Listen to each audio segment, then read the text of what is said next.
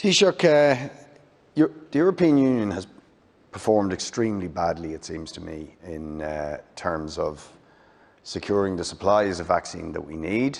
And the contrast with Britain is stark. And I really wonder the extent to which this is because the European Union is deferring to the big pharma companies that are producing the vaccine because of their desire to make money and so on.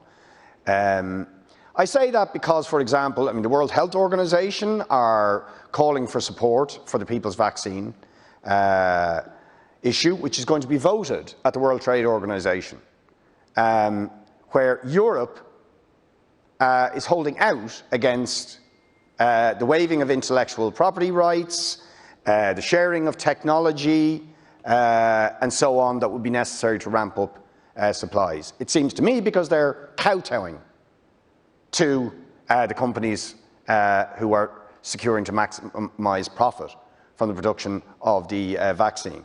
Or even the contrast with the United States is interesting. Joe Biden has seized the means of production when it comes to, he's done a socialist thing, seized the means of production with the Defence Production Act in order to ramp up supply. But we don't seem to have the same attitude. You might also comment on what efforts have been made. I asked a question, but I didn't really understand the answer in terms of engagement we've had with Russia and China over their vaccines and why we're not trying to secure supplies of those vaccines, because every day we don't have vaccine rolled out is another day of hardship and sacrifice for the people of this country. Thank you very much. And the reality is, as I've said here repeatedly today, the key to this is increased production and manufacturing capacity.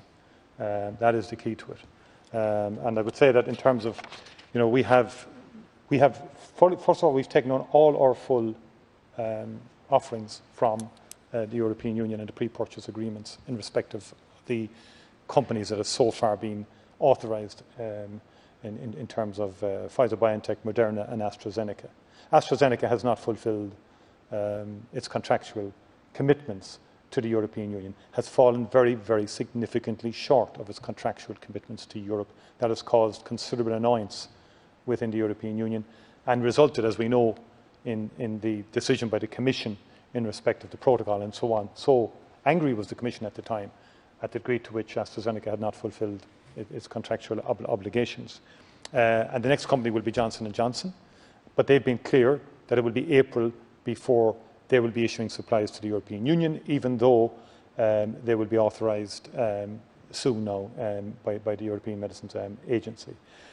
We have approached Pfizer's. I approached Pfizer's here in Ireland. Made it clear to the Pfizer Corporation that Ireland would be willing to make its manufacturing, to support in any way any reconfiguration of any plant in Ireland to generate additional vaccine production. Now, most of our pharma in Ireland are involved in the production of very valuable medicines and indeed of vaccines for use elsewhere in respect of different diseases and globally. And so we had made that offer, but as I said earlier, Pfizer have come back and said that they're concentrating on the Belgian plant, and they reconfigure that, and they've increased the capacity of the Belgian plant, and also in terms of Germany, in terms of Marburg, in terms of its work with BioNTech, which has also substantially increased production and supply lines, and will continue to do so. And in terms of the J&J, for example, President Biden brought Merck and J&J together. We again immediately spoke with our IDA people and said, okay, can we get that deal in Ireland? Can J&J in Ireland and Merck in Ireland coalesce in respects of their plants in Ireland to increase manufacturing capacity? And again, the answer was no, that wouldn't be happening here because of what's going on in Carlow, for example, in the Merck plant in Carlow, and the commitments they have there, and in terms of other plants.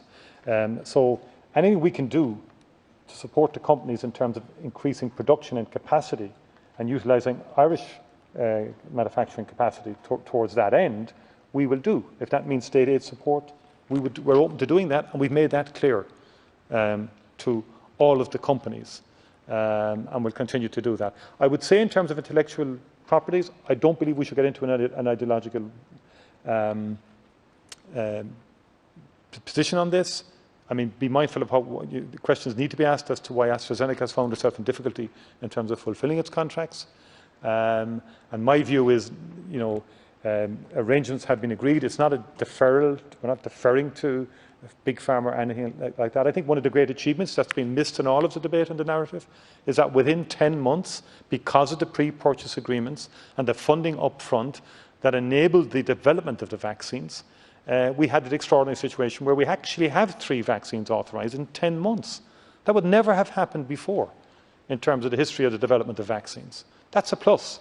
So the model that was used may not meet the Deputy Boyd Barrett's ideological approach, but it actually has worked in terms of the production and development of vaccines that have been very, very effective in terms of reducing severe illness, in terms of reducing mortality, and increasingly now showing evidence in terms of reducing infection rates. There is an issue, which I would grant, between the performance of AZ in respect of the UK market and the European contract. That is a fair point, and that needs to be further examined in terms of the delivery to the UK market from AZ. And it appears very much in sharp contrast, to the presentation, to the fulfilment of its contract with the European Union. There's a further, after Johnson & Johnson, we're hoping that CureVac will come on stream. We haven't factored that into any figures towards the end of Q2, which would be another important additional vaccine. On the proposals to travel, the European Commission has issued a communication around what they're calling a green pass. We're not yet at the stage, because public health is cautious in terms of the longer-term efficacy of the passports, and in terms of the utilisation of the passports. There's also civil liberty issues in terms of rights of citizens, in respect of making it an imperative, for example, to have a passport to do various things in society and so on, and travel. Sorry, in terms of Russia, Sputnik had been invited, and had been invited for a long time out, to apply for EMA authorisation. My understanding is now that they are. By the way, they're a long way from vaccinating their own population as well. They will have huge challenges there. But if that is approved by the EMA, we have no difficulty in using vaccines that are approved by the EMA. And likewise with the vaccine from China. Likewise, if that's approved by the EMA, we have to have some authorisation mechanism for vaccines. I would hope that most people would accept that. Thank you, Taoiseach. I think we do have to do that. And just to say that the vaccines were approved late last December. The bulk of our restrictions were prior to the vaccines arriving on the scene.